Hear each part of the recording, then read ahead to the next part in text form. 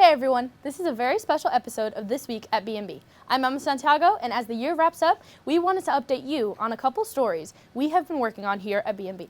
Our first story is about an urban legend that put Long Island on the map back in the 1970s.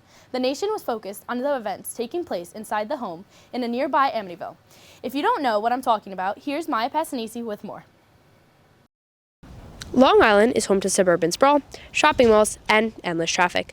It's also home to one of the most infamous urban legends in America, the Amityville Horror House. The tale of the Lutz family, who reported terrifying paranormal encounters after moving in during 1975, has haunted the imaginations of people for decades, inspiring countless books, movies, and debates.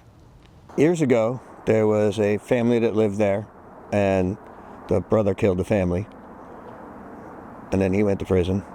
And then the next family moved in January of the year after, the Lutz family, and their father used to practice Satanism, whatever you want to call it. The true horror of the Amityville house isn't in its ghost stories. It lies in the tragic murders that happened within its walls exactly 50 years ago on November 13th, 1974. It was at 112 Ocean Avenue in Amityville, New York, that 23-year-old Ronald DeFeo Jr. shot and killed 6 members of his own family. 1 year later, George and Kathy Lutz moved into that exact house with their 3 children. The families that have bought it through the years always made changes, and I'm sure it was to wipe out any feeling or any suggestion of the original Amityville horror.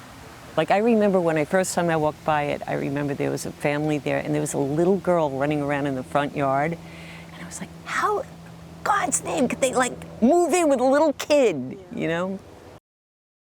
I was more afraid that something could happen in my own home. I didn't really know what I was afraid of, but I definitely was a little bit scared. And it was a topic of conversation pretty much everywhere all the time. Although many feared the house and the story behind it, others believed that it was just an urban legend, a ghost story to tell surrounding a fireplace. Recently, New York Post reporter Reuven Fenton covered the 50th anniversary of the house that surrounds the rumors. There's a lot of believers out there. I happen to not be one of them, but you know, I know that people actually really and truly do believe that these events happen, and that kind of opened my eyes to this idea that there are people among us who, you know, who believe in supernatural things, and it was a two-sided thing. It was a murder case and then a haunted house story. And there's really nothing like it that I know of. And you know, a movie got made out of it. So people just, you know, they just eat this up. They find it fascinating. I mean, for better or for worse, at the expense of this poor family that died. But people won't stop being fascinated by it. There's been no real substantial evidence, but people still believe that certain things happened in the house. So there's something in Western esotericism called an egregore. And what that is if everybody believes something, the energy of those thoughts actually becomes a thing. So if enough movies come out and enough people believe in the legend that it was haunted, then it sort of almost becomes haunted and takes on a life of its own. The fact of the murder is undeniable. The question is, do you agree with the critics' beliefs that the Lutz story was a hoax, or do you dare to trust in the chilling horrors of the Amityville Horror House, where nightmares come to life? Wow, I never realized the true history of the Amityville Horror House. Next up, another story BMB students have been working on is a group of local teen artists who found a love for music and joined a band to pursue their artistic passion and love for music. Here's Maya Passanisi once more with more on this story.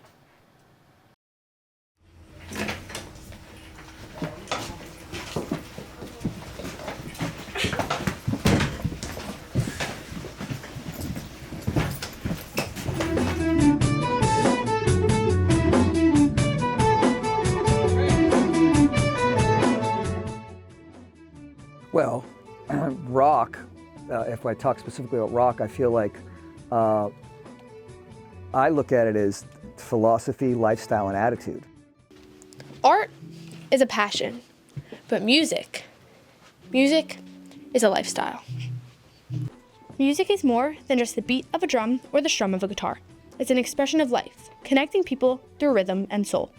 Unless you really hear there, right? Unless there's something we missed. Here at the Rock Underground, over time, through our program, we have enough kids that usually sign up for a specific instrument to take lessons, and then if we have enough of them together that are good enough proficiency and around the same age, we put them together in a band. Despite the many demands in a teenager's life, this group of students dedicates time each week to come together, practice, and jam.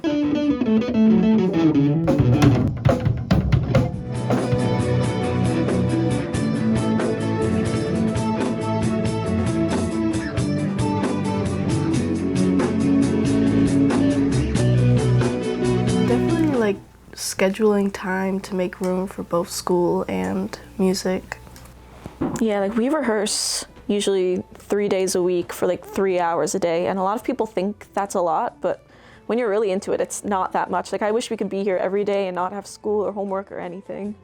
All those things that we try to teach them from there, give them the process of what it is to be in a band. Most of them come in, well, they've already been, music chose them. So they've already come with a feeling of, I belong here, I want to be here, and now what's next? I thought it would be like more of like a thing that I did on the side, but because of all the time I spend with everyone here and how often we practice, we are actually really close, and I would say that they're like some of my best friends. Being a part of the band means a lot to me because I feel like we're a family. This is like my second home. So yeah, I feel like without them, I'd be nowhere near where I am now. So I appreciate everything. They're much more willing to accept whatever tutelage I might give, me or any of our teachers, you know, anything that we can give them, any wisdom from the things that we've gone through. I mean, the plain, simple facts is empirically, there's things they haven't done that we have done. This is my dad's guitar, which he gave to me. He just picked it up one day and he started playing, and I was like, I want to do that. So, like, I asked him, can I try? And then he started, like, teaching me some stuff, and then I started teaching myself some stuff, and then I started coming here, and that's where we are today. For these teenagers, music is more than just a hobby or an art form. It's a force that defines who they are and who they will become. For BMB, I'm Maya Passanisi. Thanks, Maya. You must have been really busy lately. It's always so amazing to see someone pursue their passion, but being able to see a group do it makes it 10 times better. Well, thank you for tuning in to a very special episode of This Week at BMB. I've been Emma Santiago, and I hope to see you all after our holiday break.